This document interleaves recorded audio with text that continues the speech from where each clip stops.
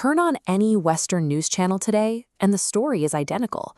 Iran is portrayed as an unprovoked sponsor of terror, an aggressive rogue state, and an imminent nuclear threat pushing the Middle East to the edge of war. Yet, only a few decades ago, the United States and Iran were vital geopolitical allies. In this era, the Shah of Iran received royal treatment in Washington. Iranian cinemas played Hollywood movies, and locals walked the streets of Tehran in American outfits.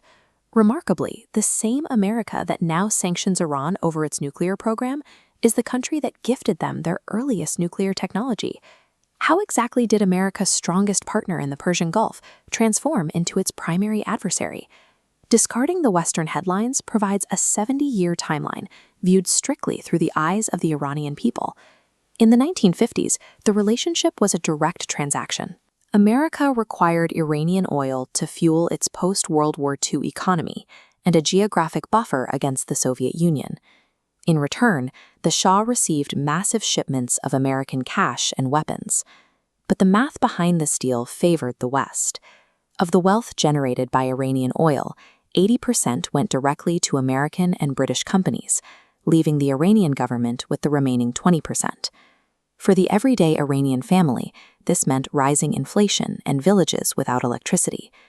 In 1971, while severe droughts starved the rural population, the Shah threw a $100 million party to celebrate the Persian Empire. He flew in 18,000 kilos of food from Paris and military planes full of European ice just to chill the imported wine. The ordinary citizens of Iran were kept away from the celebration. The era of U.S.-Iran friendship was built on economic exploitation, making a violent internal uprising inevitable. That anger fueled the 1979 Islamic Revolution. Under Ayatollah Khomeini, the public overthrew the Shah, replaced the democracy with an autocratic regime, and expelled every American and British oil company. A few months later, radical Iranian students stormed the U.S. Embassy in Tehran. With the open support of their new supreme leader, they held 52 Americans hostage for 444 days. America retaliated by freezing $12 billion in Iranian assets to cripple the new government's economy. Washington also backed a military proxy. The U.S. supplied money, weapons, and intelligence to Iraqi leader Saddam Hussein, encouraging an invasion of Iran. The resulting 8-year war cost 500,000 lives. The United States supported Saddam Hussein's war crimes against Iran for years. It was only later, when Saddam threatened U.S. oil interests in Kuwait, that America mobilized to destroy his military and supported his public hemming. By 2000, Iran was trapped.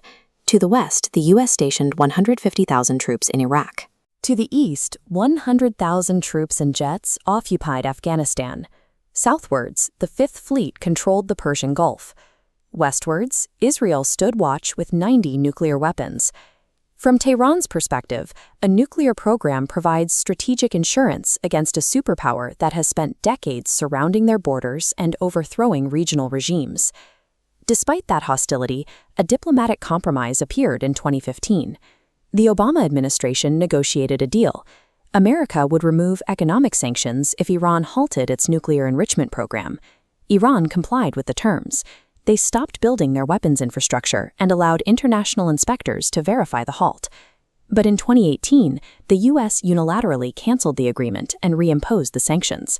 For the Iranian leadership, this betrayal proved that treaties with the West could be discarded with any change in residency, cementing the belief that a nuclear deterrent is their only guarantee of survival. For 70 years, these two nations have perceived the same events through entirely different lenses, one side fearing a nuclear rogue state, the other building a necessary shield against a history of betrayal.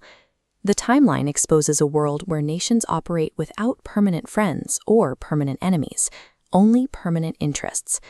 Today, those interests are colliding as the U.S. fortifies its military presence and Iran accelerates its nuclear capabilities.